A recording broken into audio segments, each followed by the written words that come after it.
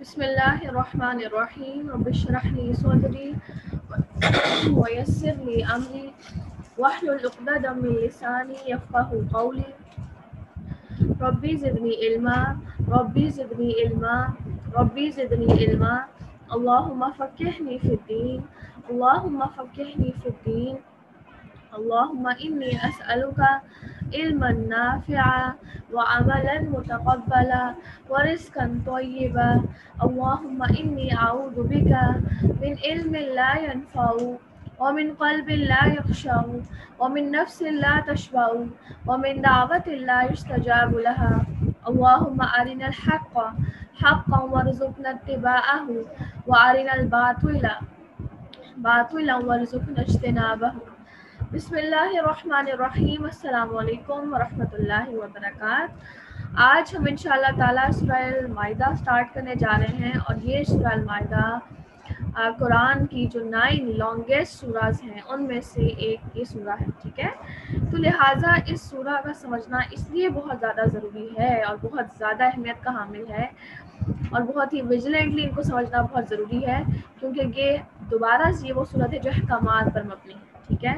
تو لہٰذا بڑا ہی محتاط ہو کر اور بڑی احتیاط کے ساتھ ہمیں ان چیزوں کو سمجھنا ہے تاکہ ہم جلد سے جلد ان کو اپنے عمل میں لا سکیں انشاءاللہ تعالیٰ. تو تعارف سے اس کا آغاز کرتے ہیں. سورہ مائدہ کا تعارف. بنیادی طور پر یہ مدنی صورت ہے. کچھ اس کا حصہ مکہ میں نازل ہوا، کچھ اس کا حصہ مدینہ میں نازل ہوا، لیکن جو اس کا میجر پورشن ہے وہ ہجرت کے بعد نازل ہوا، تو لہٰذا اس لیے اس کو مدنی صورت کہا جاتا ہے. اس کے اندر 120 آیات ہیں اور 16 رکوع ہیں، اور یہ وہ واحد صورت ہے کہ جس کا آغاز یا ایھا الذین آمنوا سے ہو رہا ہے. آپ دیکھیں کہ باقی جو صورتیں ہیں جن کو ہم پڑھتے ہیں کیا ہوتا ہے کہ باقاعدہ ایک تمہید ہوتی ہے، ان کا جو آغاز ہوتا ہے وہ ایک تمہید سے ہوتا ہے.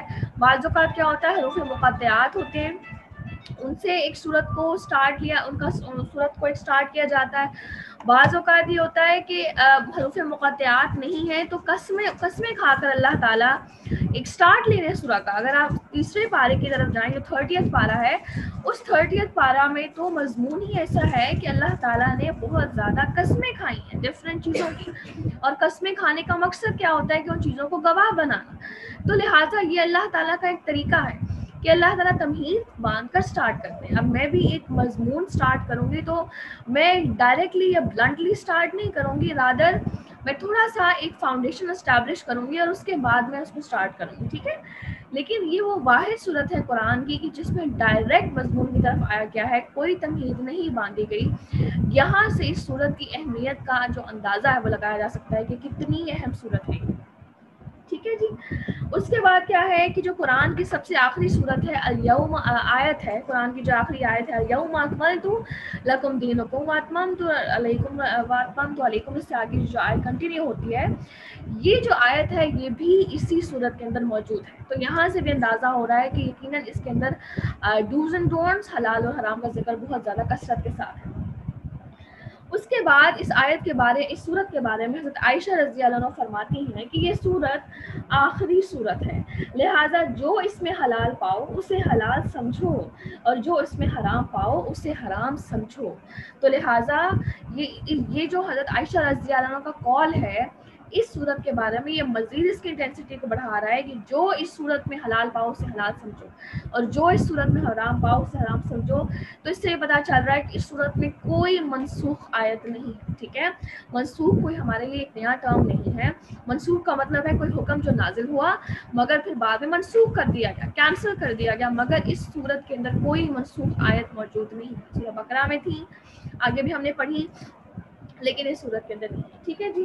اس کے بعد پھر کیا ہوتا ہے کہ ایک اور روایت میں آتا ہے کہ مردوں کو سورہ مائدہ سکھاؤ اور اپنی عورتوں کو سورہ نور سکھاؤ. تو لہٰذا اس کا مطلب یہ نہیں ہے کہ عورتیں سورہ مائدہ نہیں سیکھیں گی، مقصد صرف یہ ہے کہ اس صورت کے اندر اتنے زیادہ احکامات ہیں کہ ان کا شعور اور علم حرام اور حلال کے اعتبار سے مرد کو ہونا بہت ضروری ہے. بیکاز جس طرح ایک عورت ہوم میکر ہے تو مرد بھی ہوم میکر ہے. مرد نے باہر سے روزی لانی ہے، اور اگر اسے پتہ ہی نہیں کہ جو میں لا رہا ہوں، جو میں نے فیڈ کرنا ہے اپنی بیوی کو اور اپنے بچوں کو، اور وہ حلال نہیں ہے یا اس کی سورس حلال نہیں ہے یا وہ حرام ہے، تو پھر یہ اس کے لیے بہت زیادہ ناپسندیدہ اور اس کو جہنم کے گڑھے میں گرانے کے مترادف ہے. تو لہٰذا مردوں کو اس صورت کا علم ہونا بہت زیادہ ضروری ہے، ٹھیک ہے. تو یہ بیسکلی ایک روایت میں آتا ہے کہ اپنے مردوں کو سورہ مائدہ سکھاؤ اور اپنی عورتوں کو سورہ نور سکھاؤ. سورہ نور ہم نے رمضان میں بھی پڑھی تھی اور ہم بڑے ڈیٹیل کے ساتھ ہم نے سمجھا تھا کہ اس کے اندر بہت زیادہ جو بیسکس ہیں احکامات کی وہ اس کے اندر موجود ہیں، ٹھیک ہے جی. تو لہٰذا یہ ایک تعارف تھا چھوٹا سا سورہ مائدہ کے بارے میں، اور اس سورہ مائدہ کا جو تعارف سمجھ کر آپ کو اندازہ ہو گیا ہوگا کہ کتنی زیادہ اہمیت کی حامل، ٹھیک ہے جی. تو اب ہم سٹارٹ کرتے ہیں. بسم اللہ الرحمن الرحیم. یا ایھا الذین آمنوا اوفوا بالعقود. دعا ہے اللہ تعالیٰ مجھے بہترین طریقے سے آپ سب کو سمجھانے کی توفیق عطا فرمائے. یقین کریں جب مشکل آیات آتی ہیں تو ان کا بہت زیادہ پریشر ہوتا ہے، اور اس صورت کی تیاری کے اندر میں آپ کو بتاؤں کہ اتنا ٹائم لگا ہے کہ ابھی تک جو فرسٹ آپ کا سیشن ہوگا جو آج کا، اس میں صرف ہم کور کر سکیں گے صرف 5 آیات کو. یعنی یہ اتنی ڈیٹیلڈ صورت ہے اور اتنی ڈیٹیلڈ اس کی ایک ایک آیت ہے اور وہ اتنی ڈیمانڈنگ ہے کہ آپ کو میں بتا نہیں سکتی. تو لہٰذا آج ہم صرف 5 آیتیں کر پائیں گے، لیکن جب آپ ان کی گہرائی میں جاتے ہیں تو انسان کے رونگٹے کھڑے ہو جاتے ہیں. یہ کھڑا کرنے والی صورت ہے. تو لہٰذا بہت زیادہ اٹینٹیولی سننا ہے اور اس کا کوئی سیشن آپ میں سے کوئی مس نہ کرے. اور جو آپ کے ساتھ اسٹوڈنٹس ایسے ہیں جو مس کر رہے ہیں یا ابھی بھی فی الحال موجود نہیں ہے، تو آپ نے کوشش کرنی ہے کہ ان کو بلا کر لائیں تاکہ اس سیشن کوئی بھی جو صورت کے سیشن ہے وہ مس نہ ہو سکے. ٹھیک ہے جی، چلیں. اے ایمان والو، عہد و پیما پورے کرو. سب سے پہلا حکم یا ایھا الذین آمنوا، کوئی تمہید نہیں ہے، ڈائریکٹ یا ایھا الذین آمنوا کا سے پکارا جا رہا ہے. اور جب بھی یا ایھا الذین آمنوا آتا ہے تو تب بیسکلی آگے وہ احکامات آ رہے ہوتے ہیں جو ایمان کے پری ریکوزٹس ہیں، یعنی ان کے بغیر ایمان بالکل نامکمل ہے. تو لہٰذا سب سے پہلا حکم کیا آ رہا ہے کہ اپنے عہدوں اور اپنے پیمان کو پورا کرو. جو لکھا ہے یہاں پر بالعقود، اپنے قرآنوں کے اوپر آپ لکھیں عقود کا جو لفظ ہے بنیادی طور پر یہ عقد سے نکلا ہے اور اس کا مطلب ہوتا ہے گرہ لگانا. جب گرہ لگائی جاتی ہے تو وہ بڑی ٹائٹ ناٹ ہوتی ہے، بڑی ہی سختی اور بڑی ہی آپ کہہ لیں کہ ٹائٹلی لگائی جاتی ہے. تو لہٰذا عہد بھی جو ہے اس کو بھی اسی طرح کہا جاتا ہے کہ اس کو بہت زیادہ پختگی کے ساتھ باندھا جاتا ہے اور پھر اس کو کسی صورت توڑا نہیں جا سکتا. اب ہم دو طرح کی آپ کہہ لیں کہ ہم دو طرح کے عہدوں سے ہم بندھے ہوئے ہیں. ایک اللہ تعالیٰ کے ساتھ ہم نے عہد کیا ہوا ہے اور ہم عہد کرتے ہیں، اور ایک اللہ تعالیٰ کے بندوں کے ساتھ ہم عہد کرتے ہیں. اللہ تعالیٰ کے ساتھ عہد کون سے ہیں؟ جو ہمارے احکام الہی ہیں، جو اللہ تعالیٰ کے احکام ہیں، اللہ تعالیٰ کے جو حکم ہیں، یہ تمام قرآنی آیات. اسی طرح جو ریچولز ہے جس کے اندر نماز ہے، روزہ ہے، زکوٰۃ ہے، حج ہے، یہ تمام کے تمام اللہ تعالیٰ کے ساتھ کیے ہوئے عہد ہیں جن کو ہم نے ہر حال میں پورا کرنا ہے. یہ قرآن اٹسیلف، اس قرآن کی آیات، اس قرآن کے احکامات اور پھر جو ہمارے ریچولز ہیں اسلام کے، وہ سب کس میں آئیں گے؟ اللہ تعالیٰ کے ساتھ کیے ہوئے عہد میں آئیں گے. اور بندوں کے ساتھ عہد میں کیا آتا ہے کہ بندوں کے ساتھ جو ہم معاملات طے کرتے ہیں وہ تمام کے تمام معاملات عہد پر مبنی ہوتے ہیں اور وہ انتہائی پختہ ہوتے ہیں، ان کو کسی صورت توڑا نہیں جا سکتا. صرف ایک ایسی صورت ہے کہ جس کے اندر بندوں کے ساتھ کیے ہوئے عہد کو توڑا جا سکتا ہے، اور وہ تب ہوگا کہ جب اللہ تعالیٰ کی نافرمانی ہو رہی ہو. اس کے علاوہ کسی صورت کسی بھی طرح عہد کو نہیں توڑا جا سکتا. اور جو شخص عہد کو توڑنے والا ہے یا جو شخص عہد کی پاسداری کرنے والا نہیں ہے، یہ وہ شخص ہے جو منافق ہے. اور اس کے ڈیٹیل ہم بہت زیادہ پڑھ چکے ہیں کہ چھوٹے چھوٹے وعدے جو ہم اپنی لائف سٹائل میں کرتے رہتے ہیں، بعض اوقات ان انٹینشنلی انسان بھول جاتا ہے، وہ ایک الگ چیز ہے، لیکن جان بوجھ کر لاپرواہی کے ساتھ مظاہرہ کرنا اور چیزوں کو بھولے رہنا اور لوگوں کے ساتھ وعدے کر دینا یا کمٹمنٹ کر لینا اور پھر اس کے بعد بادر ہی نہ کرنا اور بھول جانا اور اپنے کاموں میں بزی ہو جانا، یہ وہ ایک عمل ہے کہ جو انتہائی ناپسندیدہ ہے اور یہ چیز انسان کو منافقت کی طرف لے جاتی ہے. اس کے بعد تمہارے لیے مویشی چوپائے حلال کیے گئے ہیں بجز ان کے جن کے نام پڑھ کر سنائے دیے جائیں گے. یعنی دوسرا حکم کیا رہا ہے کہ تمہارے لیے بہیمۃ الانعام حلال کیے گئے ہیں. اب بہیمۃ الانعام کون سے جانور ہیں؟ اس کے اوپر لکھ لیجئے سرکل کر کے، 4 ٹانگوں والے جانور. 4 ٹانگوں والے جو جانور ہیں یہ تمام وہ جانور ہیں جو بہیمۃ الانعام میں آئیں گے، یعنی چوپائے. اس کے اندر اونٹ آ جائے گی، گائے آ جائے گی، بکری آ جائے گی، بھیڑ آ جائے گی، نر اور مادہ، میسکولن فیمینن، میل فیمیل. اس کے اندر دونوں جینڈرز آ جائیں گے. یعنی ٹوٹل اگر آپ ان 4 جانوروں کو ملائیں، ان کی میل جینڈر کو بھی شامل کریں، فیمیل جینڈر کو بھی شامل کریں، تو ٹوٹل 8 جینڈرز آپ کے سامنے آ جاتے ہیں. 8 وہ جانور آ جاتے ہیں جو ہمارے لیے چوپائے کی کیٹیگری میں لائے کرتے ہیں. ٹھیک ہے جی. اس کے علاوہ پھر کیا ہوتا ہے کہ کچھ وحشی جانور بھی ہیں جو جنگلی جانور ہیں، لیکن وہ بھی حلال ہیں، جس کے اندر ہرن ہے، جس کے اندر نیل گائے شامل ہے. ٹھیک ہے، تو یہ بھی حلال جانور ہیں. لیکن یہ حلال جانور بھی ایک سچویشن کے اندر حرام ہو جاتے ہیں، وہ ہے حالت احرام. حالت احرام میں ان تمام حلال جانوروں کا شکار حرام ہے. یہ آگے بھی انشاءاللہ آ جائے گا. ٹھیک ہے. پھر اس کے علاوہ ایک اور بڑا ہی اہم رول ہے جو سمجھنا بڑا ضروری ہے. فی الحال اس کو آپ بڑی فوکس کے ساتھ سمجھ لیں. انشاءاللہ جب میں تفسیر بھیجتی ہوں تو میں کوشش کروں گی کہ میں یہ لازمی پوائنٹ شیئر کروں آپ سب کے ساتھ. وہ کیا ہے کہ وہ تمام جانور کہ جو اپنے دانتوں کے ساتھ شکار کو پکڑتے ہیں اور دانتوں کے ساتھ شکار کو ذبح کرتے ہیں، وہ تمام جانور کیا ہے؟ حرام ہے. جس کے اندر چیتا آ جائے گا، شیر آ جائے گا، کتا آ جائے گا، بھیڑیا آ جائے گا، جو دانتوں کے ساتھ جانوروں کو کیا کرتے ہیں؟ ذبح کرتے ہیں. اسی طرح وہ تمام پرندے کہ جو اپنے پنجوں کے ساتھ شکار کو پکڑتے ہیں، اس پر چھپٹتے ہیں، اس کو پکڑتے ہیں، اس کو ذبح کرتے ہیں، اس کو پھاڑتے ہیں، وہ تمام جانور بھی، وہ تمام پرندے بھی حرام ہیں، ٹھیک ہے، جس کے اندر شاہین آ جاتا ہے، باز آ جاتا ہے، ٹھیک ہے. تو یہ دو چیزیں ہیں جو حرامی کیٹیگری میں لائق کرتی ہیں، ایک شارٹ سا رول ہے. اس کے علاوہ جو چوپائے ہیں وہ حلال ہیں. اس کے بعد کیا لکھا ہوا ہے، اب آیت کو میں آپ کے سامنے پڑھتی ہوں. یہ آیت میں بیسیکلی ایسا بعض جو ہم آیتیں پڑھتے ہیں تو ایک ہی مضمون تھرو آؤٹ دا آیات چل رہا ہوتا ہے، ٹھیک ہے، لیکن یہاں پر ایسا ہے کہ آیت کا چھوٹے چھوٹے پورشنز کے اندر اللہ تعالیٰ نے بڑی ہی ڈیپتھ کے ساتھ احکامات کو دیا ہے، اور چھوٹے چھوٹے پورشنز ہیں اور بڑے ہی ڈیپ احکامات، تو اس لیے ہم رک رک کر ان آیات کو سمجھیں گے. اے ایمان والو، اپنے عہدوں کو پورا کرو. تمہارے لیے اب وہاں پر اللہ تعالیٰ نے بات ختم کی، اب اللہ تعالیٰ ایک نئی بات کو سٹارٹ کر رہے ہیں کہ تمہارے لیے مویشی جانور جو ہیں وہ حلال کیے گئے ہیں بجز ان کے جن کے نام پڑھ کر سنا دیے جائیں گے. اب یہ وہ کون سے جانور ہیں جو حرام ہوں گے، وہ ابھی بالکل تھرڈ آیت کے اندر جو ہم نے آج انشاءاللہ کور کرنی ہے وہ اس کے اندر ساری ڈسکس ہو جائیں گے. یہ کون کون سے جانور ہیں جو حرام ہیں، ٹھیک ہے، وہ بہت ہی ڈیٹیلڈ آیت ہے، ایکسٹینسو آیت ہے وہ، تو وہ انشاءاللہ ہم وہاں پہ پڑھتے ہیں، ٹھیک ہے. مگر حالت احرام میں شکار کو حلال جاننے والے نہ بن، یعنی یہی وہ جانور جو حلال ہیں لیکن حالت احرام میں ان کا شکار تم پر حرام ہے. یقین جانو کہ اللہ تعالیٰ جو چاہے حکم کرتا ہے، یعنی اللہ تعالیٰ حاکم ہے، اللہ تعالیٰ ماسٹر ہے، اللہ تعالیٰ مالک ہے، تو لہٰذا وہ جس طرح جو چاہے وہ حکم کرے وہ اس پر قادر ہے. میرے اور آپ کے پاس کوئی آپشن یا کوئی اپورچونٹی نہیں بچتی کہ ہم ifs کہیں یا وائی کہیں یا ہم کیوں کہیں یا ہم کثرت سوالات کریں یا ہم اس کے اندر پونت نکالیں یا ہم شک کریں.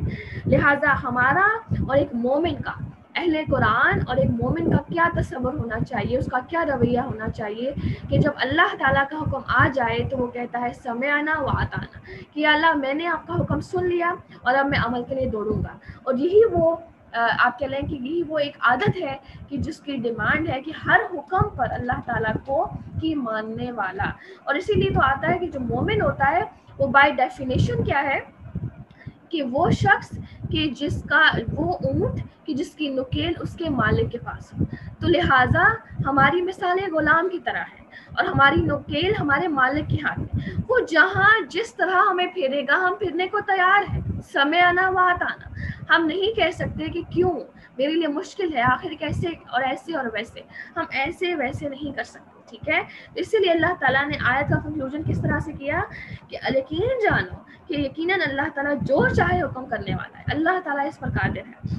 اس کے بعد آگے آ جائیں، اے ایمان والو، اللہ تعالیٰ کے شاعر کی بے حرمتی نہ کرو. یا ایھا الذین آمنوا لا تحلوا شعائر اللہ ولا الشہر الحرام.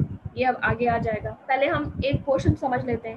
یا ایھا الذین آمنوا لا تحلوا شعائر اللہ، کہ اے ایمان والو اللہ تعالیٰ کی شاعر کی بے حرمتی نہ کرو. اب سوال یہ پیدا ہوتا ہے کہ شاعر اللہ کیا ہے، تو اس کو ہائی لائٹ کر لیجئے اور اس کے اوپر لکھیں کہ ہر وہ نشانی اور ہر وہ علامت کہ جس کو دیکھ کر اللہ تعالیٰ کی یاد آ جائے. ابھی میں اس کو مزید آپ کے لیے آسان کرتی ہوں. ہر وہ نشانی اور ہر وہ علامت کہ جس کو دیکھ کر اللہ تعالیٰ کی یاد آ جائے، یہ ہے شاعر اللہ. اور اس کی دوسری ڈیفینیشن یہ ہے کہ وہ تمام کام جو حاجی کرتا ہے اس کو شاعر اللہ کہتے ہیں. اب حاجی کیا کرتا ہے، وہ طواف کرتا ہے، یہ شاعر اللہ ہے. حاجی صحیح کرتا ہے، یہ شاعر اللہ ہے. حاجی کنکریاں مارتا ہے، یہ شاعر اللہ ہے. حاجی مینا اور عرفات میں حاضری دیتا ہے، یہ شاعر اللہ ہے. حاجی قربانی کے جانور لاتا ہے، وہ قربانی کے جانور خود شاعر اللہ ہے. اور پھر قربانی کا جو گوشت ہے وہ بھی شاعر اللہ ہے. تو لہٰذا وہ تمام کام کہ جو حاجی کرتا ہے وہ بھی شاعر اللہ ہے، اور وہ تمام نشانیاں جن کو دیکھ کر اللہ تعالیٰ کی یاد آتی وہ بھی شاعر اللہ ہے. ایون بیت اللہ خود اٹ سیلف جو ہے وہ شاعر اللہ ہے. تو یہاں پر اللہ تعالیٰ کیا کہہ رہے ہیں کہ اے ایمان والو، اللہ تعالیٰ کی شاعر کی بے حرمتی نہ کرو، ان کی بے حرمتی نہ کرو. تو بے حرمتی کیا ہے، یعنی اپنی مرضی کرنا. یعنی جب تم حاجی کے یونیفارم کو پہن چکے ہو، اب حاجی کا یونیفارم پہننے کے بعد تم اپنی مرضی نہیں کر سکتے، تمہیں اب سنجیدگی کا مظاہرہ کرنا پڑے گا، تمہیں پابندی کرنا ہوگی. آپ دیکھیے ہم یونیفارم پہنتے ہیں کسی بھی کالج کا، کسی بھی اسکول کا، جب ہم یونیفارم پہن لیتے ہیں تو پھر ہم یونیفارم پہننے کے بعد کالج میں انٹر ہو جانے کے بعد ہم کسی بازار میں کسی ونڈو شاپنگ کے لیے، کسی پارٹی پر، کسی کافی کافی گیدرنگ پہ نہیں جا سکتے، کیونکہ ہم نے جب یونیفارم پہنا تو ہم ریزسٹ ہو گئے اس خاص چیز کے لیے جس کے لیے ہم نے اس منتخب کیا اپنے آپ کو. بالکل اسی طرح جب ہم نے حاجی کا ایک احرام باندھ لیا، وہ جو یونیفارم ہے وہ باندھ لیا، اب ہم ریزسٹ ہو چکے ہیں. اب ہمیں سنجیدگی کے ساتھ صرف اور صرف حج کے لیے اپنے آپ کو مخصوص کر لینا، اور ہم ڈسٹریکشنز نہیں کر سکتے، ڈسٹریکشنز کا شکار نہیں ہو سکتے، ڈسٹریکشنز کو فالو نہیں کر سکتے. اسی لیے تو احرام کی حالت میں شکار کو منع کر دیا گیا ہے کہ ایک انسان جو شکار حج کے لیے جا رہا ہے اور اس کی راستے میں نظر شکار کی جانور پر شکار کے یعنی جس جانور کے اس نے شکار کرنا ہے اس جانور پر اس کی نظر پڑ گئی ہے، تو اب کیا ہوگا کہ حج جب انسان کرنے جاتا ہے تو وہ اکیلا نہیں جاتا، وہ قافلے کی صورت میں جاتا ہے، وہ گروپس میں جاتا ہے. اب ایک انسان کا فوکس اگر شکاری جانور پر گیا ہے اور وہ اس کو شکار کے لیے نکلا ہے، تو کیا لگتا ہے کہ باقی لوگوں کا فوکس نہیں ہٹے گا، باقی لوگ اس کی طرف متوجہ نہیں ہوں گے. تو لہٰذا یوں انسان اپنے مقصد سے ہی ہٹ جاتا ہے، اور وہ جس کام کے لیے آیا تھا وہ تو بھول گیا. تو لہٰذا اس لیے اس چیز سے منع کیا گیا ہے کہ ان شاعر اللہ کی بے حرمتی نہیں کرنی. اور کس چیز کی بے حرمتی نہیں کرنی، اور نہ ہی ادب والے مہینوں کی. ادب والے مہینے کون سے ہیں؟ یہ وہ مہینے ہیں جو حرام مہینے ہیں.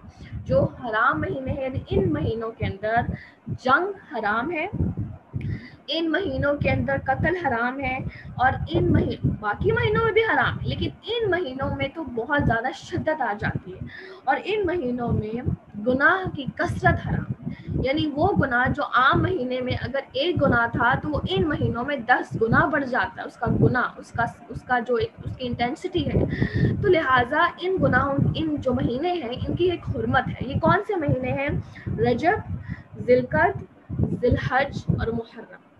ٹھیک ہے، یہ وہ 4 مہینے ہیں جو حرام مہینے ہیں، جن کی حرمت کا بہت زیادہ خیال رکھنا چاہیے، اور اس کے اندر لڑائی جھگڑا اور جنگ اور فساد اور گناہوں کی کثرت سے منع کیا جاتا ہے. اور انسان ہم کوشش بھی کرتے ہیں، ہمیں بعض اوقات علم نہیں ہوتا. ذی الحج کا جو مہینہ ہے اس کے اوپر تو باقاعدہ ہم نے ایک لیکچر ارینج کیا تھا، لیکن یہ چاروں مہینے بہت زیادہ ضروری ہے ان کا علم ہونا اور ان کی حرمت کا خیال رکھنا. اور پھر نہ حرم میں قربان ہونے والے اور پٹے پہنائے گئے جانوروں کی. یعنی کہ اب آپ کو دوسری آیت میں یہ بتایا جا رہا ہے کہ کون کون سی ایسی چیزیں ہیں کہ جن کی بے حرمتی کرنا گناہ عظیم ہے. تو سب سے پہلا کیا ہے؟ شاعر اللہ، اور شاعر اللہ کا میں نے بتا دیا. اس کے بعد دوسری کیا چیز ہے؟ ادب والے مہینے، ان کی بے حرمتی کرنا حرام ہے. تیسری کیا چیز ہے؟ حرم میں قربان ہونے والے اور پٹے پہنائے گئے جانوروں کی جو کعبہ کو جا رہے ہیں. اب یہ کون سے جانور ہیں؟ آپ کو یہاں پہ لکھا ہوا ہے، آیت کو دیکھ لیجئے گا. یا ایھا الذین آمنوا لا تحلوا شعائر اللہ ولا الشہر الحرام، یہ میں نے بتا دیا، ولا الہدی ولا القلائد. اب یہ میں آپ کو بتانے کی کوشش کر رہی ہوں کہ ہدا کیا ہے، ہدی کیا ہے اور قلائد کیا ہے.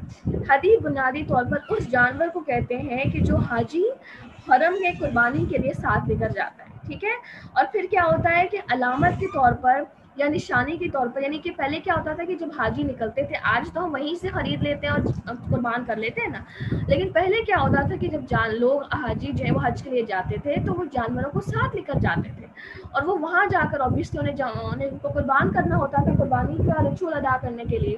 تو لہٰذا علامت کے طور پر یا نشانی کے طور پر ان کے گلوں میں کوئی جوتا لٹکا دیا جاتا تھا، کوئی پٹا ان کے گلوں میں ڈال دیا جاتا تھا، جس سے یہ پتہ چل جاتا تھا کہ بھئی یہ جو جانور ہے یہ کون سا جانور ہے؟ یہ قربانی کا جانور ہے. تو لہٰذا اسی چیز کی بتائی جا رہی ہے بات کہ قربانی کے جو جانور ہیں ان کی بھی حرمت ہے اور ان کی کسی صورت بے حرمتی نہیں کی جا سکتی. اب سوال یہ پیدا ہوتا ہے کہ قربانی کے جانوروں کی کس طرح سے حرمت کا خیال رکھا جائے گا. تو اس میں یہ آئے گا کہ ان کو کسی صورت اپنے مقام پر پہنچنے سے پہلے ذبح نہیں کیا جائے گا.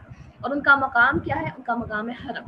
آپ نے حرم کے لیے نیت کر لی کہ حرم میں جا کر ہی اس جانور کو ذبح کرنا ہے، تو ہم پہلے اس کو کسی بھی اسٹیپ پر ذبح نہیں کر سکتے. پھر اسی طرح اس کا شکار حرام ہو جاتا ہے، اس کو شکار نہیں کرنا، اس کو تنگ نہیں کرنا، اس کو تکلیف نہیں پہنچانی. ٹھیک ہو گیا؟ تو لہٰذا یہی بات یہاں بتائی جا رہی، ولا الہدی ولا القلائد، یہ ہو گیا. ولا الآمین البیت الحرام، اب یہ چوتھی کون سی کیٹیگری ہے کہ جس کی حرمتی کا بے حرمتی حرام ہے اور اس کی حرمت کا خیال رکھنا ہے. یہ وہ چوتھی کیا چیز ہے. اور نہ ہی حرم میں قربان ہونے والے اور پٹے پہنائے گئے جانوروں کی جو کعبہ کو جا رہی ہوں، یہ ہو گیا. اور نہ ان لوگوں کی جو بیت اللہ کی کثرت سے اپنے رب تعالی کے فضل اور اس کی رضامندی کی نیت سے جا رہے ہیں. یعنی حاجی خود، ان کی بھی حرمت ہے. جو حاجی ہے جو حج کرنے کے لیے جا رہا ہے اس انسان کی بھی حرمت ہے اور اس کی بے حرمتی حرام ہے. اب اس انسان کی حرمت کیا ہے، اس انسان کی عزت کیا ہے، اس انسان کی توقیر کیا ہے کہ اس کو کسی صورت لوٹا نہیں جائے گا، جیبیں نہیں کاٹی جائیں گی، ان کو تنگ نہیں کیا جائے گا، اس کو گالی نہیں دی جائے گی. اور آج کیا ہوتا ہے کہ راستے میں، پہلے کیا ہوتا تھا قافلوں کو راستے میں ہی لوٹ لیا جاتا تھا، لیکن آج بھی کیا ہو رہا ہے کہ وہاں پر پہنچ کر لوگوں کی جیبیں کٹ جاتی ہیں. حج کے دوران لوگوں کی جیبیں کٹ جاتی ہیں، عمروں کے دوران عمرہ کرتے ہوئے لوگوں کی جیبیں کٹ جاتی ہیں، جو کہ حرام ہے. ٹھیک ہے، تو لہٰذا جو ایسا عمل کرنے والے ہیں وہ کہیں پر بھی نہیں رکتے. لیکن ایک حاجی کی حرمت ہے اور اس کی بے حرمتی حرام ہے. تو لہٰذا اس کی حرمت کس طرح ہوگی، اس کو لوٹا نہیں جائے گا، اس کی جیب کو نہیں کاٹا جائے گا، اس کو تنگ نہیں کیا جائے گا، اس کے ساتھ لڑائی فساد نہیں کیا جائے گا، اس کو گالی نہیں دی جائے گی. تو اب آپ دیکھ لیں کہ وہاں پر لڑائی جھگڑا فساد کرنا، آگے بڑھنے کی کوشش کرنا، لوگوں کو تھکے دینا، لوگوں کو گراتے کچلتے ہوئے چلے جانا، یہ کہاں کا دین ہے اور یہ کہاں کی باتیں ہیں، یہ کہاں کا ایتھک ہے جو حج کا ہم لے کر جاتے ہیں. وہاں پر موجود ہر حاجی کی حرمت ہے جس کی بھی حرمتی کسی صورت نہیں کی جا سکتی. ٹھیک ہے جی. تو یہی آیت یہاں پر بیسکلی جو پورشن ہے یہ بتا رہا ہے. اور نہ ان لوگوں کی جو بیت اللہ کے قصد سے، یعنی کہ بیت اللہ کے ارادے سے اور اپنے اللہ تعالیٰ کی رضامندی اور اس کے فضل کی نیت سے جا رہے ہیں. آپ دیکھیں یہاں پر لکھا ہوا ہے فضل اور رضامندی، یعنی کہ وہ حج اور عمرے کی نیت سے بھی جا رہے ہیں اور ساتھ ہی ساتھ فضل کیا ہے، تجارت اور کاروبار کی نیت بھی ہے. یعنی اس سے ہمیں ایک اور بات یہاں پہ پتہ چل رہی ہے. اب یہاں پر روک کر میں تھوڑی سی ایک اور پوائنٹ کلیئر کروں کہ اگر حج کرنا ہے اور حج کرنا ہے یا عمرہ کرنا اور اس کے ساتھ اگر ایک اور نیت بھی ساتھ باندھ لی جائے تو انشاءاللہ حج کے جو عمل ہے اس کے اندر کوئی قباحت نہیں ہے. اور نارملی انسان کی نیتیں ہوتی ہیں، تو انسان یہ نہیں کہہ سکتا کہ نہیں میں تو کسی مقصد کے لیے نہیں جا رہا، لیکن میرا صرف حج کا مقصد ہے. بعض اوقات یہ ہوتا ہے کہ حج کا بھی مقصد ہوتا ہے لیکن سائڈ مقاصد بھی ہوتے ہیں. ان سائڈ مقاصد کو پالنا کوئی گناہ نہیں ہے، لیکن اجر کس بات پر ملے گا؟ اجر اس مقصد پر ملے گا جو مقصد حاوی تھا. اب مثال کے طور پر ایک عورت ہے، اس کی بیٹی جو ہے وہ سعودی عرب میں رہتی ہے. اب اس کی خواہش ہے کہ بیٹی کو بھی ملنا ہے، لیکن اب وہ کہتی ہے کہ چلو میں بیٹی کو بھی ملاتی اور میں ساتھ ہی عمرہ بھی کر لوں گی یا حج بھی کر لوں گی. تو لہٰذا اگر وہ دونوں نیتیں ساتھ پال رہی ہے تو اس میں کوئی گناہ نہیں ہے اس عورت کے لیے. لیکن اجر اس کو کس نیت پر ملے گا؟ جو نیت اس پر حاوی ہے، جو ایکسائٹمنٹ اس پر حاوی ہے. کس چیز کی ایکسائٹمنٹ اس پر حاوی ہے؟ بیٹی سے ملنے کی یا حج کرنے کی. تو جو چیز اس کے وہم و گمان اور اس کے سوچ اور اس کے دماغ پر حاوی ہوگی دراصل اسی کی اس کو جزا ملے گی. ٹھیک ہے. تو یہ بات بڑا سمجھنا ضروری ہے کہ بعض اوقات جاب کی نیت ہوتی ہے کہ وہاں جا کر، یہاں پر کوئی جاب نہیں مل رہی تو لہٰذا وہاں جاتے ہیں لوگ، ویزے اپلائی کرتے ہیں. زیادہ تر جو طبقہ ہے پاکستانی طبقہ وہ تو میرا خیال ہے وہیں پر جاتا ہے جابس کی تلاش کے لیے، کیونکہ وہاں پر اپارچونیٹیز زیادہ ہیں. تو جاب کی نیت بھی ہے اور ساتھ میں عمرے کی نیت بھی ہے. تو اب اجر کس بنیاد پر ملے گا؟ جو چیز زیادہ حاوی ہوگی. بعض اوقات شاپنگ کا جذبہ ہوتا ہے، چلو عمرہ کرنے جا رہے ہیں لیکن اچھا ہے وہاں پر گھوم پھر لیں گے، شاپنگ کر لیں گے، یہ خریدوں گی وہ خریدوں گی، یہ جہیز لوں گی یہ وہ لوں گی. تو لہٰذا اب شاپنگ کا جنون سوار ہے یا حج کا، تو جو ایکسائٹمنٹ، جو جذبہ، جو نیت، جو خلوص، جو طلب زیادہ حاوی ہوگی ذہن پر، بس اسی کی جزا ملے گی. اچھا، اسی طرح بعض اوقات ایڈونچر کی خواہش ہوتی ہے کہ یار ایک نیا کنٹری گھومنے کا موقع مل رہا ہے تو لوگ ساتھ عمرہ بھی کر لیں گے. نہیں، بیسک جو پرائیورٹی ہے وہ عمرے کی نیت کو دینا ہے. ساتھ اگر ہم سائڈ مقاصد کو پال لیتے ہیں تو اس میں کوئی برائی نہیں ہے، لیکن اجر کب ملے گا؟ جو چیز ذہن پر حاوی ہو. یہ سمجھانا بڑا ضروری ہے. اب اس کے بعد آ جائیں، ہاں جب تم احرام اتار ڈالو تو شکار کھیل سکتے ہو. یعنی احرام کی حالت میں شکار جائز نہیں ہے، لیکن جب احرام کی حالت سے نکل چکے ہیں تب جو ہے شکار وہ جائز ہے. جن لوگوں نے تمہیں مسجد حرام سے روکا تھا ان کی دشمنی تمہیں اس بات پر آمادہ نہ کرے کہ تم حد سے گزر جاؤ. اب یہ ایک نئی بات آپ دیکھ رہے ہوں گے کہ یہ آیت ایک ہی آیت ہے، آیت نمبر 2، اور اس کے کتنے سارے پورشنز ہیں اور ہر پورشن دوسرے سے ڈفرینٹ ہے، پہلے پورشن سے یہ والا پورشن ڈفرینٹ ہے۔ اب اس پورشن کے اندر بنیادی طور پر اشارہ ہے جو ہوا تھا صلح حدیبیہ کے موقع پر۔ ابھی آپ سیرت پڑھ رہے ہیں، سیرت پڑھی ہے آپ نے، بڑا ہی ڈیٹیل کے ساتھ ہم نے ڈسکس کیا تھا کہ صلح حدیبیہ کے موقع پر کیا ہوا تھا، کہ جب مسلمان نبی صلی اللہ علیہ وسلم کے ساتھ گئے، صحابہ کرام گئے عمرے کی نیت سے، لیکن مشرکین مکہ نے کیا کیا، انہوں نے راستہ روک لیا، انہوں نے اجازت ہی نہیں دی، اور اس کے بجائے انہوں نے روک دیا ان کو عمرہ کرنے سے، اور پھر کیا ہوا کہ مسلمانوں کو عمرہ کیے بغیر واپس آنا پڑا، اور مسلمان اس حال میں واپس آئے کہ وہ انتہا سے زیادہ ڈپریشن کا شکار تھے، وہ انتہا سے زیادہ غم سے بھرے ہوئے تھے اور ایک صدمے کا شکار تھے، اور وہ ایکسیپٹ نہیں کر پا رہے تھے۔ اور پھر جو ٹریٹی آف حدیبیہ طے ہوئی اس کے اندر کتنی ناانصافی تھی کہ ہر اسٹیٹمنٹ ٹریٹی آف حدیبیہ یعنی صلح حدیبیہ کی جو ٹریٹی تھی، جو صلح نامہ تھا، اس کا ہر اسٹیٹمنٹ کفار کے حق میں جا رہا تھا، مسلمانوں کے اگینسٹ تھا یا مسلمانوں کے حق میں نہیں تھا۔ مسلمانوں کو صرف کمپرومائز کرنا پڑا تھا، لیکن اس وقت بھی نبی صلی اللہ علیہ وسلم نے صحابہ کرام کو بہت کنونس کیا، اور یقین کریں کہ جب وہ پورشن آیا جس کے اندر بتایا جا رہا تھا کہ صحابہ کرام قربانی کے لیے تیار نہیں ہو رہے تھے کہ اب ہم جانوروں کو قربان کریں، لیکن نبی صلی اللہ علیہ وسلم نے ان کو روکا، کہا، لیکن صحابہ کرام نہیں اٹھ پا رہے تھے صدمے کی وجہ سے۔ پھر نبی صلی اللہ علیہ وسلم خود اٹھے اور انہوں نے اپنا جانور قربان کیا، اور پیچھے پیچھے صحابہ کرام اٹھ کر اپنا جانور قربان کرنے لگی، تو یہ بہت صدمے کی بات تھی۔ اب اس وقت کیا تھا کہ صحابہ کرام کو روکا گیا۔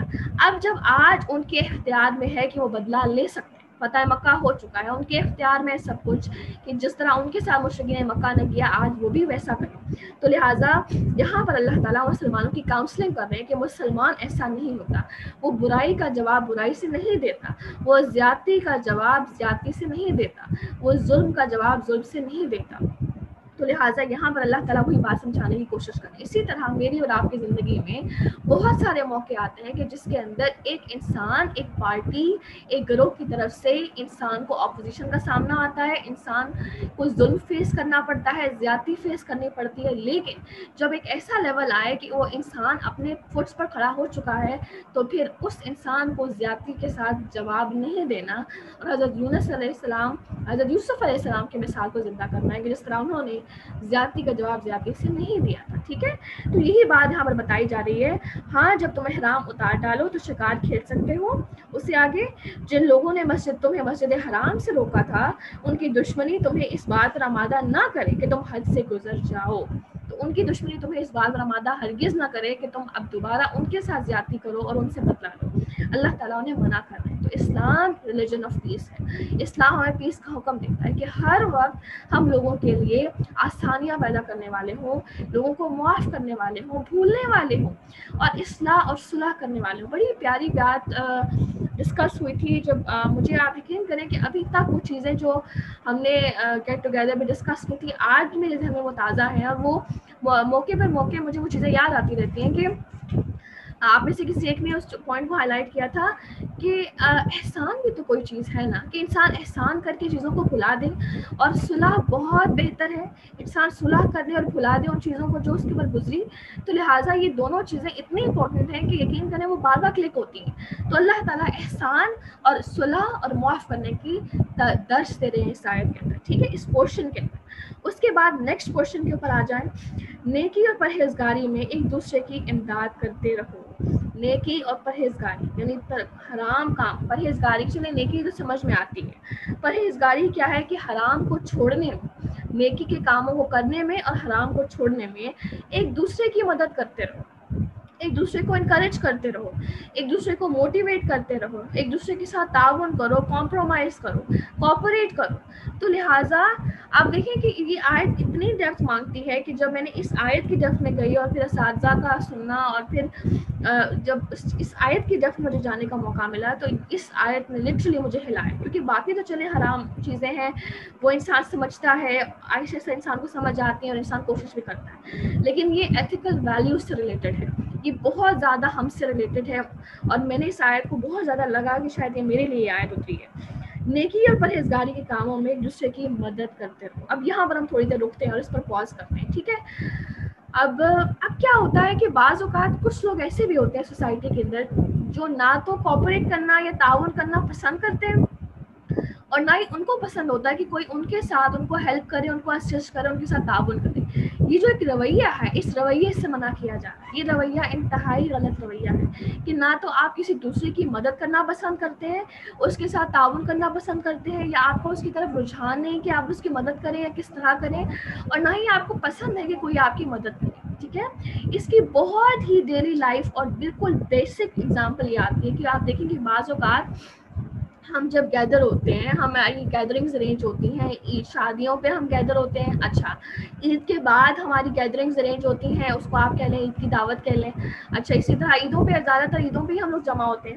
اب کیا ہوتا ہے کہ جو بھی گیدرنگ ہوتی ہے, اس گیدرنگ کے اندر جس بندے نے ارینج کیا ہے اس کے ساتھ تعاون کرنا, کاموں کو وائنڈ اپ کرنے میں اس کے ساتھ تعاون کرنا, اس کو انکریج کرنا, اس کو موٹیویٹ کرنا, اور اس کی تعریف کرنا, اور کاموں کو سنبھالنے میں اس کی ہیلپ کرنا, یہ وہ چیز ہے جو نیکی کا عمل ہے اور اس کا حکم دیا جا رہا ہے.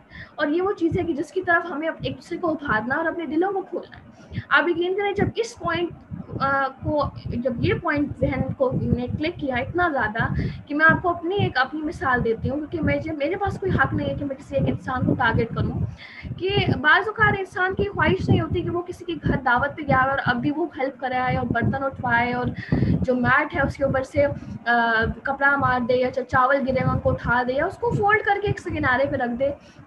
اور انسان یہ سوچتا ہے کہ اپنے گھر بھی کام کرو اور دوسروں کے گھر بھی کام کرو, تو پھر دعوت کا فائدہ کیا. ہم ایسی باتیں سوچتے ہیں, ہم ایسی باتیں کرتے ہیں.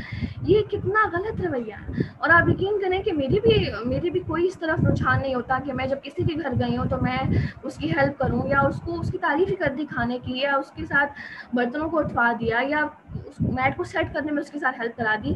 یہ خواہش, یہ ایک تمنا, یا پھر اس نیکی کی طرف جو ایک رجحان ہے, وہ رجحان نہیں تھا اس سے پہلے, کبھی بھی نہیں تھا. تو لہٰذا آپ یقین کریں کہ ایسا ہی ہوتا ہے. یہ صرف ایک انسان کی مثال نہیں ہے, اس کے اندر ہم سب شامل ہیں کہ ہمارے اندر یہی ہوتا ہے کہ ہم اپنے گھر بھی کام کریں اور دوسروں کے گھر بھی کام کریں. تو پھر فائدہ کیا؟ وہ کام نہیں ہوتا, وہ تعاون ہوتا ہے, وہ کوآپریشن ہوتی ہے, وہ ایک مدد ہوتی ہے, وہ رحمت کا جذبہ ہوتا ہے جو اللہ تعالیٰ نے ایک انسان کے دل میں رکھا ہے, اور اسی جذبے کے تحت اللہ تعالیٰ دلوں کو ملاتا ہے. تو لہٰذا ایک ایسی چیز نہیں ہے جو ایک آپشن ہے, بلکہ اللہ تعالیٰ یہاں پر حکم دے رہے ہیں کہ نیکی اور پرہیزگاری کے کاموں میں ایک دوسرے کی مدد کرو, ایک دوسرے کا ساتھ دو, ایک دوسرے کے ساتھ تعاون کرو. اور پھر اسی طرح دین کی خدمت, جب دین کی خدمت ہو رہی ہو اور کچھ لوگ دین کی مدد کے لیے جا رہے ہیں, تو وہاں پر ان کے ساتھ تعاون کرنا, چاہے وہ فائنانشیل ہیلپ ہے, چاہے اپنے آپ کو ان کے ساتھ شامل کر کے کرنا. پھر اسی طرح بعض اوقات کیا ہوتا ہے کہ ہم, اگر میں بینگ اے ٹیچر ہوں اور میرے کوئی اسٹوڈنٹ ہے جس کو میں نے کوئی دے دیا, ٹاسک دے دیا, اچھا کال کر رہے ہوتے ہیں, تو مجھے آج بھی یاد ہے رابعہ باجی بہت زیادہ ہماری اس طرف توجہ دلاتی تھی تعاون کی طرف, ایک دوسرے کے ساتھ تعاون کرنا, ایک دوسرے کے ساتھ ہیلپ کرنا اور ایکٹیولی پارٹیسپیٹ کرنا. تو اس کے اندر انہوں نے ہماری یہ عادت ڈالی تھی, اور کہ جب بھی ہماری گیدرنگ ہوتی تھی, جب بھی ہماری پارٹی ہوتی تھی, تو باجی باقاعدہ ایک اسٹوڈنٹ کی رسپانسبلٹی لگا دی تھی کہ انہوں نے سب کو انوائٹ کرنا ہے, یہ بندہ ہے جس کو آپ نے انوائٹ کرنا ہے. پھر کیا ہوتا تھا کہ جب پارٹی کے ٹائم میں کیا ہوتا تھا کہ پہلے تو ہماری ڈسکشنز ہوتی تھیں, ہر ایک انسان جو ہے وہ کوئی نہ کوئی اچھی بات سامنے رکھتا تھا, اور اس کے بعد پھر کچھ اسٹوڈنٹس ہوتے تھے جن کو باجی خود بھی تو سب کچھ کر سکتی ہے نا, لیکن انہوں نے ہماری ٹریننگ کی اس طرح سے کہ تعاون کس طرح کیا جاتا ہے اور کس طرح کرنا ہے. تو وہ کچھ اسٹوڈنٹس کو انہوں نے کہہ دیا جو ینگ بیچ میں ہیں, اور بعض اوقات سبھی مل کر جو ہے وہ جو میٹ ہوتا تھا اس کی سیٹنگ, کہ ہر انسان کی ون ڈش ہوتی تھی, تو سب اپنے اپنے ڈشز کو رکھیں اور برتن سیٹنگ اور سب کچھ. اور اس کے بعد جب ہم نے کھا پی لیا تو اس میٹ کو صاف کرنا سب اسٹوڈنٹ سے مل کر, برتنوں کو بعض اوقات دھونا بھی, اور برتنوں کو پھر بعض اوقات تو یہ انتہا ہو جاتی تھی, یقین کریں ہنسی بھی آتی ہے, برتنوں کو ڈبوں میں رکھ کر ان کو صاف کر کے سب کچھ کر کے ہم جاتے تھے کہ پیچھے سے ان کے دل سے بھی دعائیں نکلے اور ان کے اوپر بھی کوئی برڈن نہ ہو. تو یہ ہوتا ہے تعاون, اگلے انسان کے لیے آسانی پیدا کرنا. اور تعاون یہ کوئی آپشن نہیں ہے, یہ میرے اور آپ کے لیے کوئی آپشن نہیں رکھا گیا کہ ہاں بھی دل کرے تو کر لو, جب موڈ اچھا ہے تو کر لو. اب یقین کریں کہ اس آیت نے مجھے ہلایا پرسنل لیول پر, کہ مجھے اپنے آپ کو کس طرح سے برنگ کرنا ہے تعاون کی طرف, اور دوسرے انسان کے ساتھ کوآپریٹ کرنے کی طرف, اور اپنے ایک سیلف سینٹرڈ لائف سٹائل سے نکل کر دوسرے انسان کے لیے آسانی پیدا کرنے کی طرف. تو لہٰذا یہ جو ایک چیز ہے نا تعاون, یہ میں بتانے کی کوشش کر رہی ہوں کہ اس آیت کے اندر ایک آپشن نہیں رکھا گیا کہ اے میرے بندو ایسا کر لیا کرو, نہیں. اے میرے لوگوں ایسا کرو، حکم دیا جا رہا ہے، یہ آرڈر ہے. اور جب اس حکم کی نافرمانی ہوگی تو یہ وہ انسان ہے کہ جس نے سمعنا و اطعنا کی جو ایک رسی ہے اس کو چھوڑ دیا.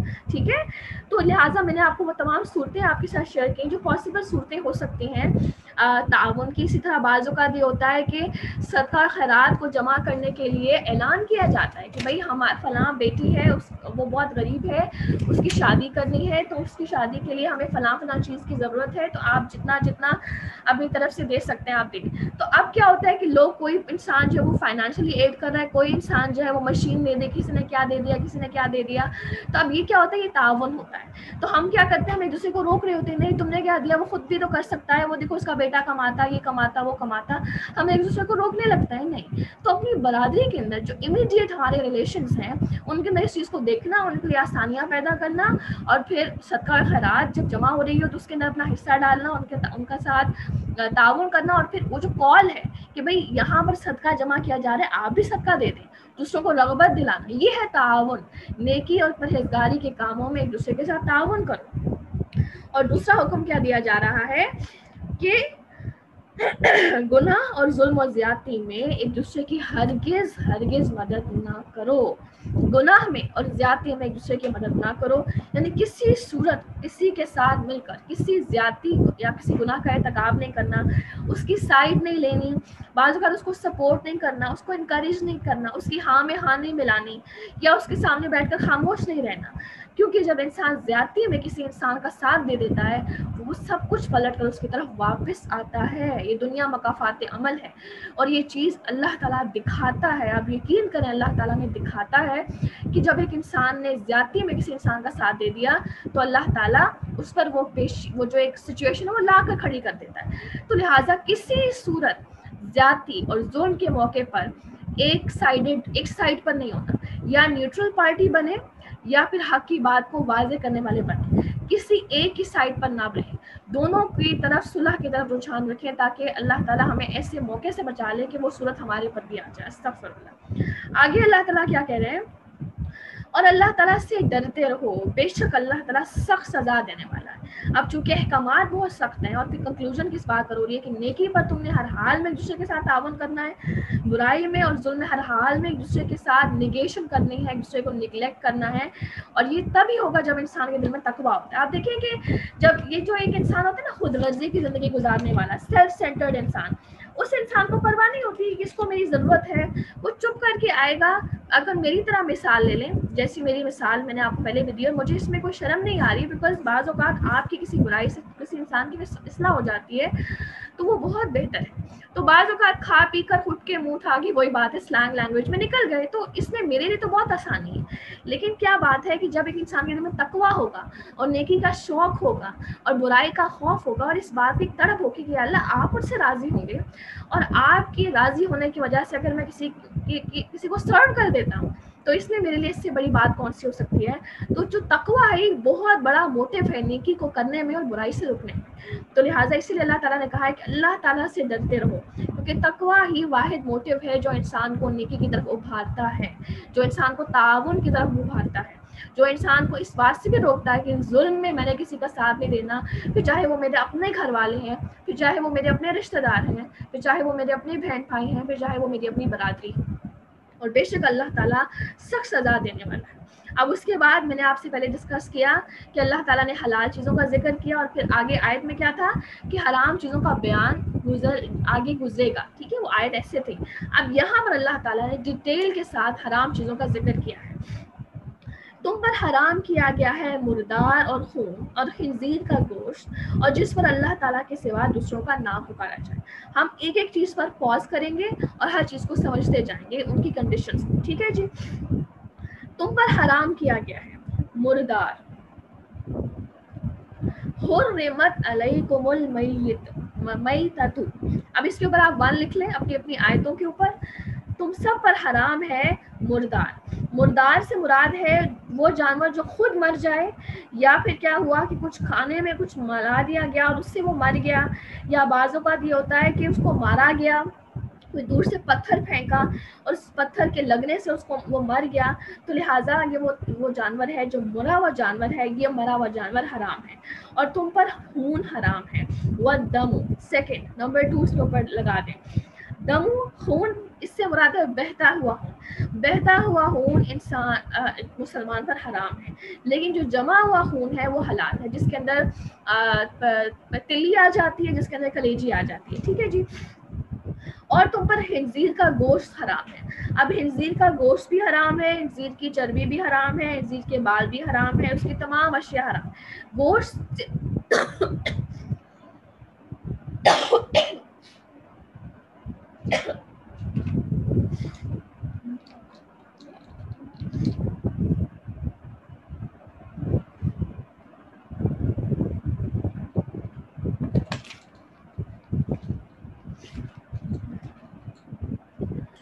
جب آیت میں گوشت آ رہا ہے تو اس سے مراد گوشت صرف نہیں ہوگا، اس تمام چیزیں آ جائیں گی، اس کے بال، اس کی کھال، اس کے تمام اشیاء جو ہیں خنزیر کی وہ حرام ہے، سور کی۔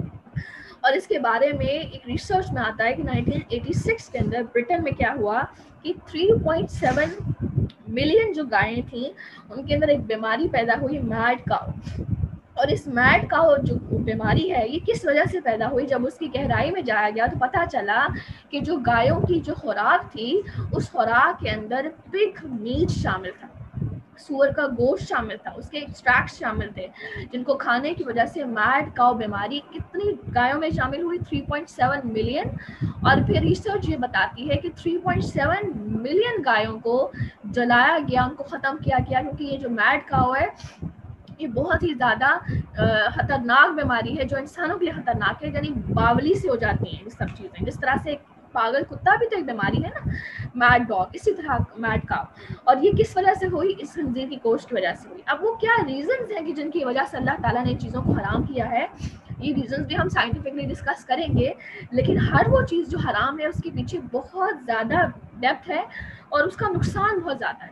آپ دیکھیں گے کہ ہر وہ چیز جس کو حرام کیا گیا اس کے پیچھے نقصان ہے، وہ انسانیت کے لیے نقصان دہ ہے۔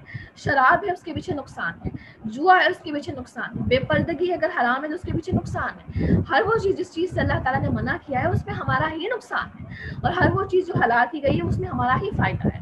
اور پھر آپ دیکھیں گے ایک اور چیز آتی ہے جو لوگ بہت زیادہ اعتراض کرتے ہیں کہ قرآن صرف ڈوز اینڈ ڈونٹس پر مبنی ہے، تو ایسا نہیں ہے۔ قرآن کے اندر جو حلال اور حرام کا ذکر ہے اس کے اندر بھی حلال کی جو گنتی ہے وہ زیادہ ہے، حلال چیزیں بہت زیادہ ہیں اور حرام چیزیں بہت کم ہیں، اسی لیے ان کو گن کر بتا دیا گیا قرآن کو۔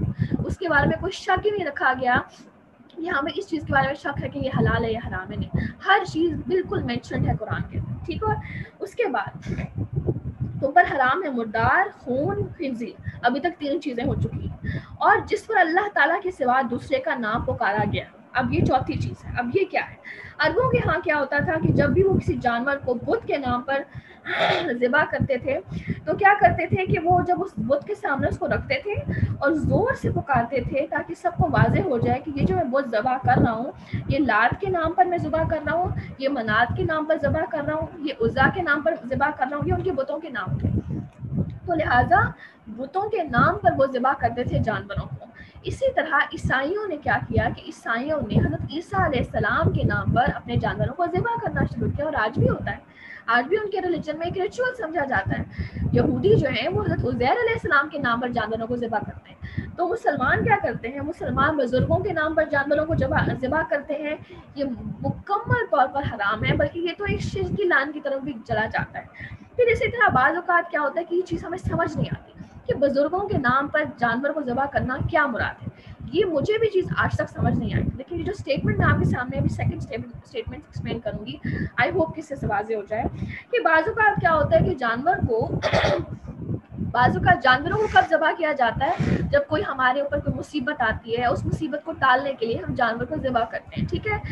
اب جانور کو اگر ذبح کرنا ہے تو ہم کسی مدرسے کے لیے بھی تو ذبح کر سکتے ہیں نا، کہ اس جانور کا گوشت فلاں بچوں کو پہنچ جائے گا، لیکن جانور کو کسی خاص قبر کے اوپر لے کر جا کر، کسی خاص بزرگ کے قبر کے اوپر لے کے جا کر وہاں پر ذبح کرنا، تو اس کے پیچھے کیا مقصد ہے؟ وہاں پر ذبح کرنے کا مقصد کیا ہے؟ کسی خاص بزرگ کی قبر پر جا کر، کسی خاص مزار پر جا کر जानवर को ज़िबा करना, उसके पीछे क्या मकसद होता है, उसके पीछे क्या मकसद होता है। साहिब कब्र जो है, जो उस कब्र के अंदर मदफून शख्सियत है, उनका तकर्रुब हासिल करना, उनकी मोहब्बत हासिल करना। इंसान ये सोचता है कि शायद इससे उनको खुशी होगी, वो खुश होंगे, वो मेरी सिफारिश करेंगे, और फलां चीज़ें इंसान के जहन में आती हैं। ये मुकम्मल तौर पर हराम। फिर इसी तरह वहाँ पर जो चीज़ें दी जाती हैं, वहाँ पर बिरयानी होती है, मीठे चावल होते हैं, ना जाने क्या कुछ होता है, और लोग कसरत तादाद में, स्पेशली जो हमारा लोअर स्ट्राटा है सोसाइटी का, जो गरीब आवाम है, वो तो वहाँ पर सुबह शाम आपको मिलेगी, क्योंकि वहाँ पर खाना वाफिर मकदार में मिल रहा होता है। तो लिहाजा ऐसी जगहों से खाने से भी मुकम्मल तौर पर परहेज़ करें, वहाँ का खाना ना ख़रीदें, ना वहाँ का खाएँ। और दूसरा ये कि दूसरों को भी रग़बत दिलाएं कि यहाँ की चीज़ जायज़ नहीं है। ठीक हो गया। तो यह आप चौथी चीज़ है कि जिस पर अल्लाह ताला के सिवा दूसरों का नाम पुकारा जाए वो हराम है। पांचवा, जो गला घुटने से मर गया, वो जानवर कि जिसका गला घुटा और वो मर गया। इसकी मिसाल कैसे है? बाज़ औक़ात ये होता है कि जानवर की गर्दन में कोई रस्सी होती है, और वो रस्सी खिंची, और उस रस्सी के खींचने की वजह से उस जानवर का गला दब गया और वो जानवर मर गया। इस जानवर की मौत बिल्कुल ऐसी है कि जैसे किसी ने सूली पर चढ़ाकर इंसान को मारा। सूली पर भी तो इंसान को इसी तरह ख़त्म किया जाता है, उसका गला दबता है, वो मर जाता है। तो इस जानवर की भी तो मौत ऐसी हुई है ना। बिल्कुल इसी तरह बाज़ औक़ात क्या होता है कि जानवर को अगर बहुत गौर से ना देखा जाए और जानवर भूखा हो, उसको बहुत देर तक चारा ना दिया जाए, तो वो जानवर क्या करता है, वो जो कील होती है ना जिसके साथ हमने इस जानवर को टाई अप किया हुआ होता है, वो उसी के इर्द गिर्द घूमना शुरू हो जाता है। अब क्या होता है, वो उसी के इर्द गिर्द घूम रहा है। अब लस्सी जो हो रही है ना, वो शॉर्ट हो रही है। रस्सी तंग होते होते वो उसकी गर्दन के इर्द गिर्द बिल्कुल टाइट हो जाती है, और वो इंसान, वो जो जानवर है, वो गला घुटने से मर जाता है। ऐसा जानवर भी हराम है। ठीक है। उसके बाद ये कितने हो गए? 5 हो गए। अब छठे पे आ जाए। और जो किसी ज़र्ब से मर गया, यानी कोई भी जानवर के जो चोट खाकर मर गया, वो जानवर हराम है। फिर क्या हुआ, किसी दूसरे इंसान ने उसको पत्थर मारा और वो पत्थर लगने से उस जानवर की डेथ हो गई, तो वो जानवर हराम है। बाज़ औक़ात पिटाई लगाते हुए किसी इंसान ने उसके सर के ऊपर इस कदर ज़ोर से डंडा मारा कि वो जानवर मर गया, वो जानवर हराम है। बाज़ औक़ात बुलेट से किसी जानवर के सर की तरफ फायर किया, और उसका सर को सुन करने के लिए, उसके जहन को सुन करने के लिए, और वो जानवर यूँ मरा, तो ऐसा जानवर भी हराम है। और ये एक मॉडर्न दौर का एक नया तरीका है जिसके ज़रिए से जानवरों को ज़िबा तो नहीं होता, उनको ख़त्म किया जाता है, और फिर ये जानवर ज़िबा होकर आगे इसका जो गोश्त है वो आगे सेल किया जाता है। ज़्यादातर ये मुसलमान कंट्रीज़ में नहीं होता, ये ज़्यादातर बाहर के जो ममालिक हैं, जिसके अंदर ये अमेरिका और ये जितने कंट्रीज़ हैं जो नॉन मुस्लिम कंट्रीज़ हैं, उन तमाम कंट्रीज़ के अंदर ये तरीका फॉलोअप किया जाता है कि बुलेट से जानवर को मारा जाता है, और फिर वो कहते हैं कि इससे ये एक पेनलेस तरीका है, जानवर को बहुत कम टाइम के लिए आप कह लें कि तकलीफ होती है, और उसके बाद जानवर खुद बहुत मर जाता है। नहीं, ये एक मुसलमान के लिए वो गोश्त खाना हराम। ठीक हो गया। तो एक नया तरीका है ज़्यादा, लेकिन ये भी ज़र्ब से ही आएगा। 6 हो गए। 7वें पे आ जाए। जो किसी ऊंची जगह से गिरकर मरा, वो जानवर जो किसी ऊंची जगह से गिरकर मरा, ठीक है, वो जानवर भी हराम है। पहाड़ी के ऊपर अक्सर बकरियां होती हैं, भेड़ें होती हैं, वो पहाड़ी, अब क्या होता है कि भेड़ें जो होती हैं ना, बहुत ज़्यादा ग्रुप्स में चलती हैं, और वो एक दूसरे को फॉलो बहुत ज़्यादा करती हैं। अब क्या होता है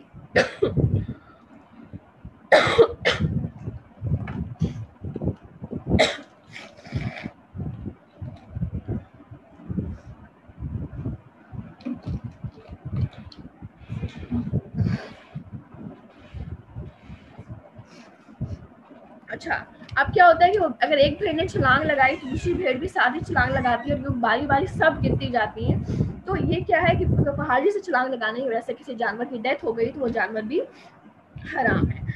उसके बाद जो किसी के सींग मारने से मरा हो, यानी किसी जानवर ने सींग मारा और वो जानवर मर गया, तो वो जानवर भी हराम है। कितने हो गए? 8 हो गए। नोमा क्या है? जिसे दरिंदों ने फाड़ खाया, यानी वो जानवर के जिसको दरिंदों ने खा लिया, वो जानवर भी हराम है, लेकिन उसे तुम ज़िबाह कर डालो तो हराम नहीं।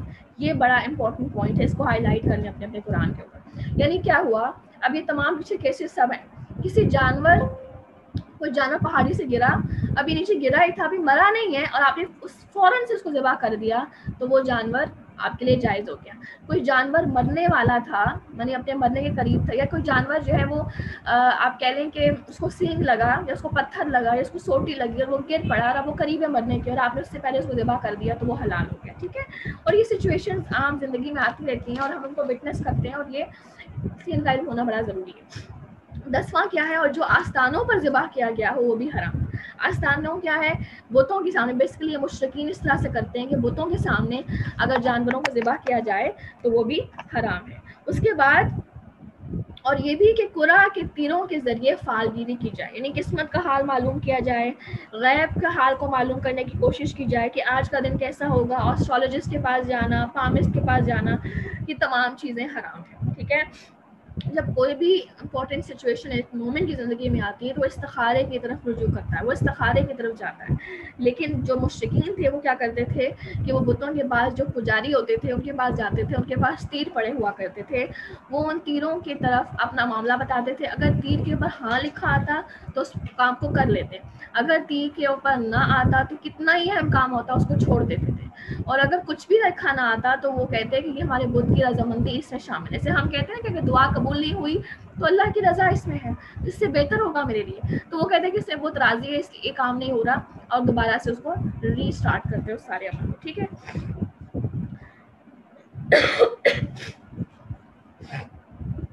یہ سب بدترین گناہ ہیں۔ آج کفار تمہارے دین سے نا امید ہو گئے ہیں، خبردار تم مجھ سے نہ ڈرنا اور مجھ ہی سے ڈرتے رہنا، آج میں نے تمہارے لیے تمہارا دین مکمل کر دیا۔ یہ قرآن کی آخری آیت ہے جو یہاں پہ آ رہی ہے۔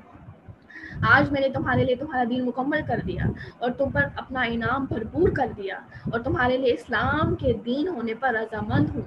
پس جو شخص شدت کی بھوک میں بے قرار ہو جائے بشرطے کہ کسی گناہ کی طرف اس کا میلان نہ ہو تو یقیناً اللہ تعالیٰ معاف کرنے والا اور بڑا ہی مہربان ہے۔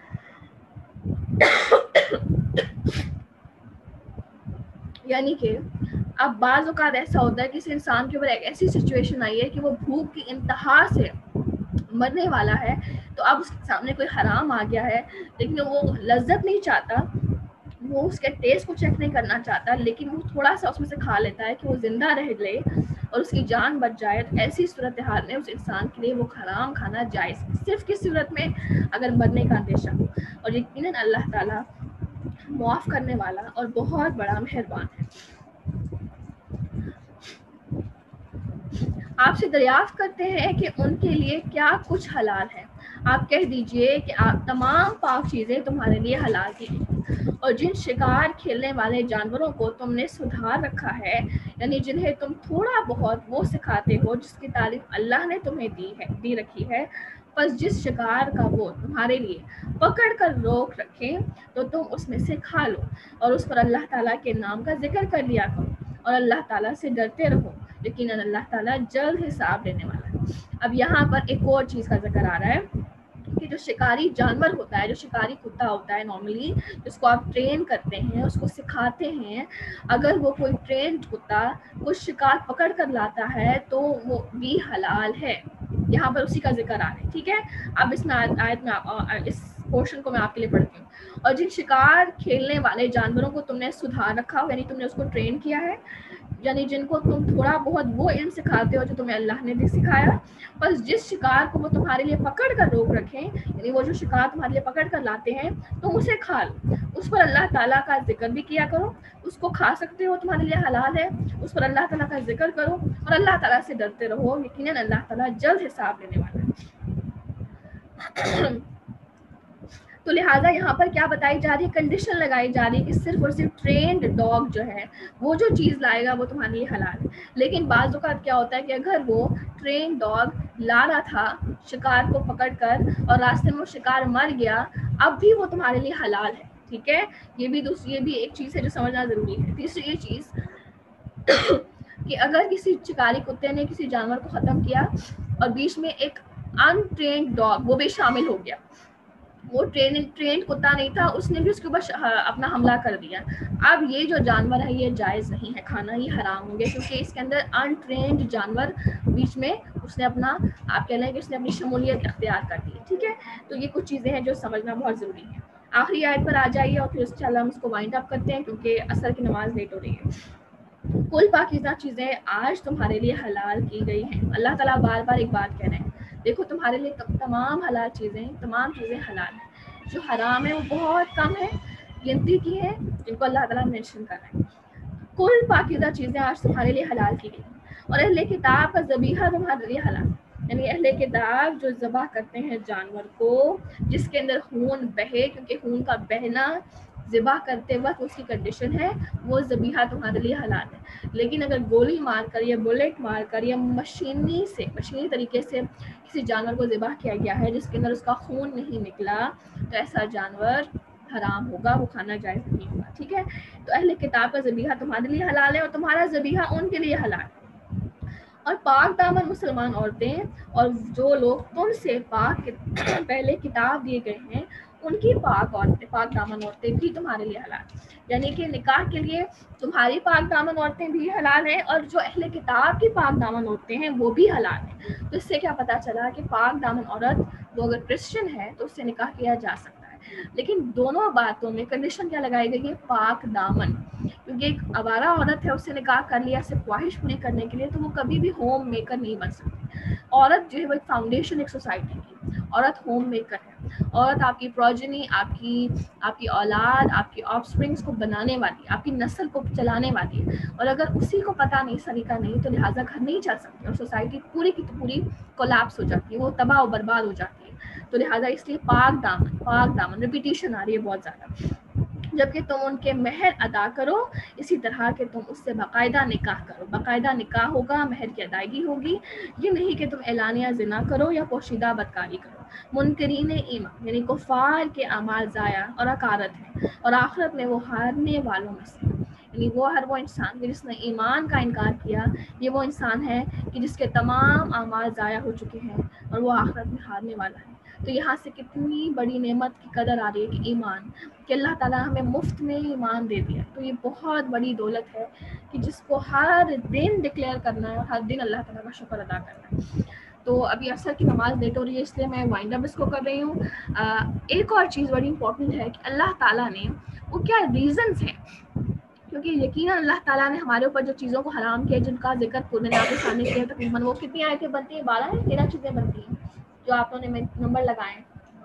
12 چیزیں ہیں جن کو اللہ تعالیٰ نے حرام کیا ہے. ان کی ریزنز کیا ہیں، کن وجہ سے وہ حرام ہیں، وہ ریزن کا ڈسکس کرنا بڑا ضروری ہے ہمارے لیے سائنٹیفکلی، یا آپ کو جس پوائنٹ آف ویو سے بھی کہیں، تاکہ ہم اور وہ جو ڈسکشن ہے وہی اس آیت کی تفسیر کے اندر آئے گی. ٹھیک ہے، تو وہ ہم انشاءاللہ تعالیٰ اس کو ہم لگاتے ہیں جی حالا صبا، اگر وہ یہاں پہ ہے، ورنہ میں ان کو بتا بھی دوں گی.